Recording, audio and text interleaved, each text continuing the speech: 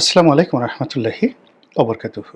সম্মানিত দর্শক, আপনারা ইতিমধ্যে জেনে গেছেন যে নেপালের সরকার বাংলাদেশের মতো করেই যে শেখ হাসিনা সরকার যেভাবে বিপ্লবীদের নিকট পরাজিত হয়েছে এবং যেভাবে আওয়ামী লীগ সরকারের কর্তা ব্যক্তিরা পথে ঘাটে লাঞ্ছিত হয়েছে, তার চেয়েও নির্মমভাবে নেপালের একটি সরকারের পতন হয়েছে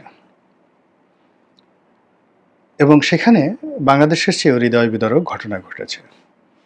সেখানকার যে অর্থমন্ত্রী, তাকে বেদম প্রহার করা হয়েছে, কাপড় চোপড় খুলে ফেলা হয়েছে এবং সে বেঁচে আছে কিনা আমরা বলতে পারবো না।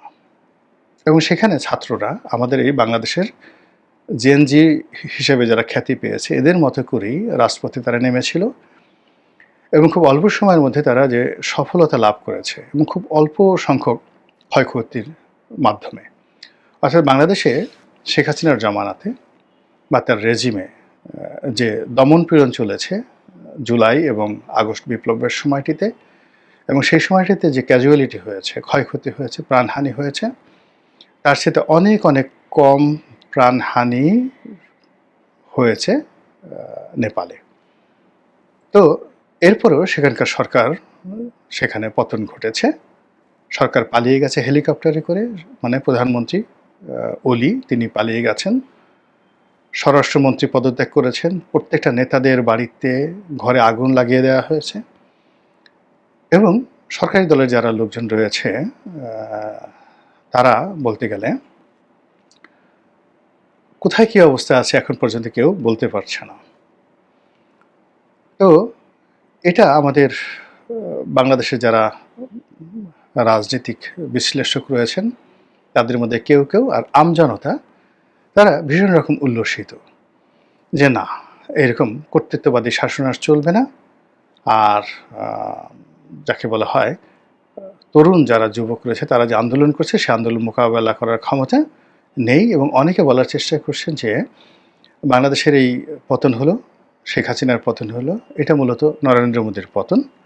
আর নেপালে যে পতন হলো, অনেকেই ভুল করছেন যে এটাও বোধহয় দিল্লির জন্য একটা বিপদ ডেকে নিয়ে আসবে এবং শেখ হাসিনার জন্য একটা মারাত্মক বিপদ বিপত্তির সৃষ্টি করবে এবং দিল্লির সঙ্গতির কারণেই বিরক্ত হবে যে একটা কুফা বাংলাদেশে সে যে কাজকর্ম করেছে তার ফলে এখন দিল্লিতে তাকে আশ্রয় দিতে হচ্ছে, তার কয়েক লাখ আওয়ামী লীগের নেতাকর্মীদেরকে সেই পুরো ভারত জুড়ে আশ্রয় দিতে হচ্ছে ভারত সরকারকে, এবং কাউকে কাউকে ভারত সরকার রীতিমতো প্রোটোকল দিচ্ছে এবং ভাতাও দিচ্ছে। তো এটা একটা যন্ত্রণা। তো সেই যন্ত্রণার সঙ্গে যদি আবার এই নেপালের এই যন্ত্রণা শুরু হয়ে যায়, তাহলে ভারতের ভবিষ্যৎ কী, এটা নিয়ে আলোচনা করছে। পরবর্তীতে আমি দেখলাম যে এই যে নেপালে যে ঘটনাটি ঘটল, এতে করে ভারতের কপাল খুলে গেছে। কপাল খুলে গেছে এই কারণে হলো যে যে সরকারটি, এই সরকারটি মূলত চীনাপন্থী সরকার, ভারত বিরোধী সরকার, এবং তারা কর্তৃত্ববাদী একটি শাসন ব্যবস্থা কায়েম করেছিল। সেই কর্তৃত্ববাদী শাসন ব্যবস্থা কায়েম করেছিল চীনা মদতে, এবং এরা স্পষ্টতই অ্যান্টি ভারত ছিল। এবং আমরা বেশ কয়েকবার শেখ হাসিনার জামানাতে আমি কয়েকটা ভিডিও বানিয়েছিলাম যে এখানে নেপালি সেনাবাহিনী তাদের যে সীমান্ত, সেই সীমান্তে তারা গুলি করে তারা সেই ভারতীয় সৈন্যবাহিনীকে মানে রীতিমতো তাড়িয়ে দিয়েছে এবং অনেক গ্রামবাসীকে তারা তাড়িয়ে দিয়েছে। এবং আপনারা জানেন যে নেপালের সঙ্গে ভারতের এখনও পর্যন্ত উন্মুক্ত বর্ডার, একদম খোলা বর্ডার রয়েছে ১৬০০ মাইল, ১৬০০ কিলোমিটার। এবং এই যে উন্মুক্ত বর্ডার, এই বর্ডার দিয়ে ভারতের নাগরিক কোনো রকম পাসপোর্ট ভিসা ছাড়া নেপালে ঢুকে যেতে পারে। আর নেপালের পাসপোর্টধারীরা মানে নাগরিকরা, তারা কোনো রকম পাসপোর্ট ভিসা ছাড়া ভারতে ঢুকে যেতে পারে এই উন্মুক্ত বর্ডার দিয়ে। দ্বিতীয়ত, নেপালে ডুয়েল কারেন্সি, অর্থাৎ সেখানে ভারতের মুদ্রা, ভারতীয় রুপি যেভাবে চলে নেপালের মুদ্রাও সমানভাবে চলে একই সঙ্গে। মানে আমাদের দেশে যেমন ডলার, পাউন্ড এগুলোর মূল্য রয়েছে, কিন্তু এগুলো আপনি দোকানে বিক্রি করতে পারবেন না। বা দোকানে এগুলো দিয়ে কোনো পণ্য সামগ্রী কিনতে পারবেন না।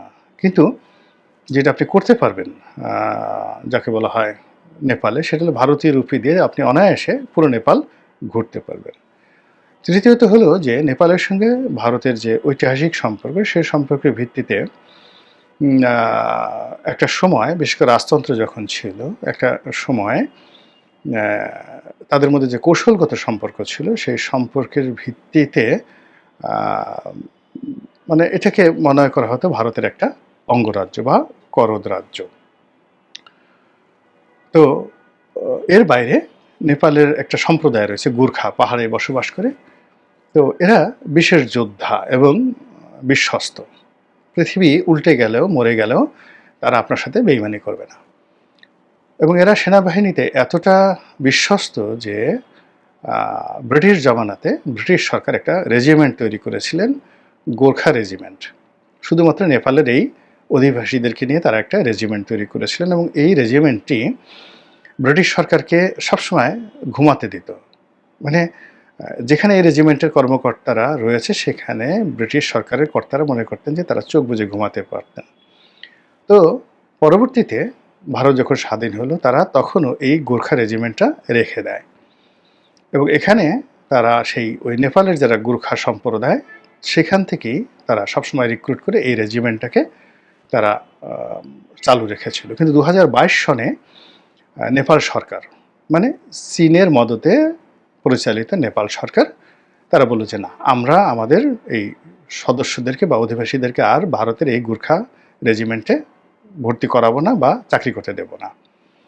তো এই একটা বিষয় ছাড়া আর সব ব্যাপারই মোটামুটি আগের মতোই সম্পর্ক রয়েছে। কিন্তু মূল ব্যাপারটা হলো 2008 সন থেকে এখানে একচেটিয়াভাবে এখানে চীনের কর্তৃত্ব বৃদ্ধি পাচ্ছে, এবং এই যে সরকারটির পতন হলো, এটা একটি দলই 2008 থেকে একেবারে পতনের আগ পর্যন্ত এই সরকার পরিচালনা করে আসছে। কিন্তু এই সরকার ঘন ঘন, মানে 6 মাস, 7 মাস, 1 বছর পরপরই সরকার পরিবর্তন হতো, কিন্তু দল ঠিকই আছে। কিন্তু সংসদের সংখ্যাগরিষ্ঠতার কারণে, তারপরে প্রধানমন্ত্রী যিনি ছিলেন তার প্রতি অনাস্থার কারণে, ওটা অনেকটা আমাদের যে পিয়ার সিস্টেমের মতো, সেই পিয়ার সিস্টেমের কারণে কি হলো, সরকারের ঘন ঘন পরিবর্তন হতো, কিন্তু পার্টি ছিল একটাই, সেই 2008 থেকে এখন পর্যন্ত একই পার্টি ছিল।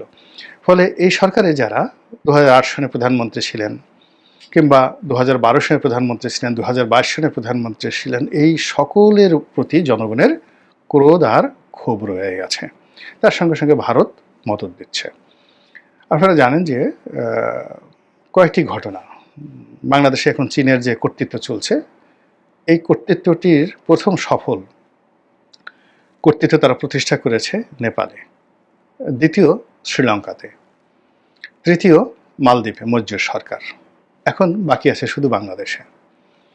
তো আর চীনের এই কর্তৃত্ব প্রতিষ্ঠা হওয়ার আগে, সেই 2008 সনের আগে, একচেটিয়াভাবে এই অঞ্চলে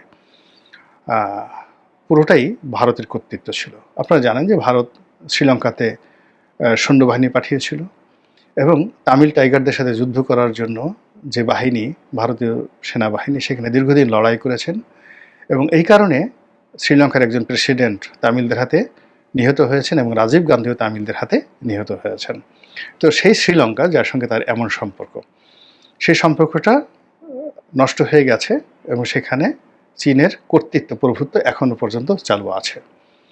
আর যেটিকে বললাম যে ভারতের একটা করদ রাজ্য মনে করা হতো নেপালকে এবং ভুটানকে, এই দুটো জায়গাতেও চীনের কর্তৃত্ব চালু হয়ে গেছে 2008 থেকে।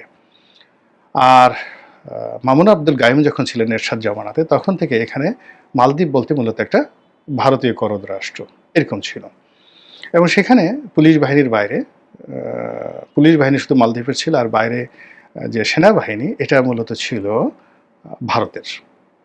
তো একবার চীনের মদদে কিছু জলদস্যু, মূলত যারা চীনের মদদে অস্ত্রশস্ত্র নিয়ে প্রেসিডেন্টের মানে প্রাসাদ আক্রমণ করেছিল, যখন মামুন আব্দুল গায়ুম ছিলেন প্রেসিডেন্ট এরশাদের জামানাতে, তখন তিনি এসএস পাঠিয়েছিলেন ভারতে, এবং ভারত তখন সৈন্যবাহিনী পাঠিয়েছিল, ছোট্ট একটা বাহিনী, 200 না 300 সদস্য একটি বাহিনী, এবং তারা সেই জলদস্যুদের কবল থেকে প্রেসিডেন্টকে উদ্ধার করার পরে ওখানে থেকে গিয়েছিলেন। এইবার চীনা মদদের সরকার মজ্জু আসার পরে তিনি তার দেশ থেকে ভারতীয় সৈন্যবাহিনী সেই তাড়িয়ে দিলেন। তো এই হলো পাক ভারত উপমহাদেশের ভারতের কর্তৃত্ব বনাম চীনের কর্তৃত্ব। আর বাংলাদেশের শেখ হাসিনার যে পতন, পালিয়ে যাওয়া, এটার পেছনে যে একটা চীনের বিরাট হাত রয়েছে, আর বর্তমান যারা আছেন তাদের পেছনে যে চীনের একটা বিরাট হাত রয়েছে, এটা আমরা সবাই জানি। আর এই অবস্থাতে চীনের সবচেয়ে বিশ্বস্ত দীর্ঘমেয়াদী পার্টনার তারা জনবিক্ষোভে ক্ষমতাচ্যুত হলো, যাকে বলা হয় নেপালে। এবং সেখানে প্রধানমন্ত্রী পালিয়ে গেছেন, আরেক প্রধানমন্ত্রীর স্ত্রীকে পুড়িয়ে মারা হয়েছে, সাবেক প্রধানমন্ত্রীর স্ত্রীকে পুড়িয়ে মারা হয়েছে। এবং এখানে যে অবস্থা ঘটেছে সেখানে যাকে বলা হয় চীনের আর এখানে মাথা উঁচু করে দাঁড়ানো বা এখানে চীনের কোনো পলিসি বা চীনের যে বিনিয়োগ, এটা অ্যাবসলিউটলি এখানে একেবারে জিরোতে চলে আসবে। যে গণঅভ্যুত্থান হয়েছে এটা মূলত চীনের বিরুদ্ধে। তো চীনের বিরুদ্ধে যখন এই গণঅভ্যুত্থানটা হয়েছে, আর এখন সেনাবাহিনী থেকে শুরু করে পরবর্তীতে যারা সরকার প্রতিষ্ঠা করবে, এরা সঙ্গত কারণেই ভারতের মদতপুষ্ট হবে এবং দিল্লির মদতপুষ্ট হবে। দিল্লির এই যে সফলতা, সেই সফলতায় বুঝতে পারেন যে এখন নরেন্দ্র মোদীর এখানে কি পরিমাণ আমোদ হচ্ছে, বা এখানে যে ভারতীয় গোয়েন্দা সংস্থা র এবং অজিত দোভাল, নিরাপত্তা যিনি উপদেষ্টা রয়েছেন অজিত দোভাল, এখন এই মুহূর্তে তারা কতটা যাকে বলা হয় গুড মুডে আছেন। আর এই ঘটনা যেভাবে যে আমি মূল্যায়ন করলাম, তো আমি যেভাবে মূল্যায়ন করলাম, ভারতে যে সকল আওয়ামী লীগের নেতৃবৃন্দ রয়েছেন তাদের তো অনেকের রাজনৈতিক প্রজ্ঞা আমার সাথে শত শত গুণ বেশি। তারা এই মূল্যায়ন নিজেরা যখন করছেন এবং এই মুহূর্তে যখন দিল্লি এবং কলকাতা বা অন্যান্য মূল স্ট্রিমের যে সকল ভারতীয় মিডিয়া যেভাবে উল্লাস প্রকাশ করছে, এতে করে আওয়ামী লীগের যারা লোকজন রয়েছেন তাদের মধ্যে কী পরিমাণ খুশির বন্যা বয়ে যাচ্ছে এবং কেন, সেটাও আপনারা খুব সহজে অনুধাবন করতে পারছেন। আর শেখ হাসিনার অবস্থা, তিনি কি মুচকি হাসছেন, নট্য হাসি দিচ্ছেন, নাকি কি করছেন, এটা আপনারা যার যা রুচি অভিরুচি অনুযায়ী কল্পনা করে নিন। আল্লাহ আমাদের সবাইকে হেদায়েত দান করুন এবং হেফাজত করুন। আসসালামু আলাইকুম ওয়া রাহমাতুল্লাহি ওয়া বারাকাতুহু।